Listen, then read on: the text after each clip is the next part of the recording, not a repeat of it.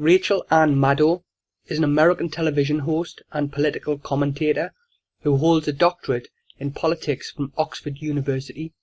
She hosts a nightly television show, The Rachel Maddow Show, on MSNBC. Maddow is the first openly gay anchor to host a major primetime news program in the United States. She claims to be a Christian. She comes from a Roman Catholic, Protestant and Jewish family. Maddow is one of the most dangerous news anchors on American television, repetitively abusing her position of public influence and giving an opinion of issues which are easily proven to be false. The following clip is one example amongst many of Maddow using her platform to spread disinformation and pursue personal grievances using the viewing public as a weapon.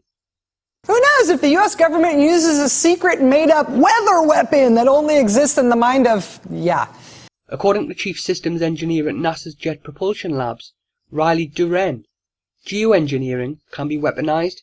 It is not something of conspiracy theory or science fiction, but really does have a place in reality. And there are other issues. What about weaponization? If you grew up watching The $6 Million Man and The Bionic Woman like me, and remember there's an episode where the bad guy builds a weather machine and he's holding all the governments hostage. Well, this is not science fiction anymore. It really could work. Duren does not end there. He provides a credible source of information about people who see weaponized geoengineering as a threat.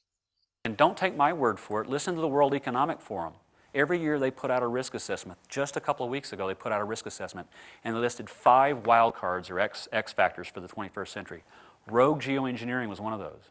This is The Economist and the business leaders worrying about somebody taking rogue action and just messing it up for everybody. In the spirit of humanity, Duren goes on to provide information on countries who are currently involved in geoengineering. This should put the minds of those people who still believe geoengineering is a conspiracy theory to rest. So what's being done right now? Well, there are some national geoengineering programs. The United Kingdom has one, China has one. The Gates Foundation is funding some research, a small team in the US. And there are people actually planning field experiments next year. There are modeling efforts which are pretty benign.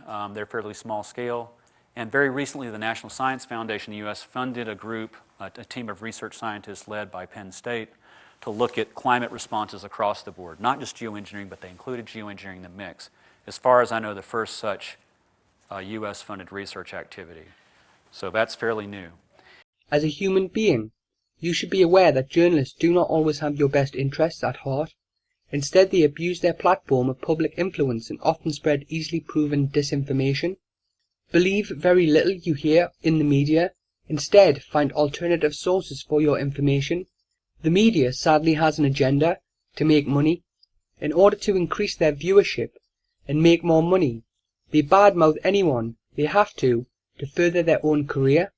In doing so, they show their true inner self, which is often extremely ugly.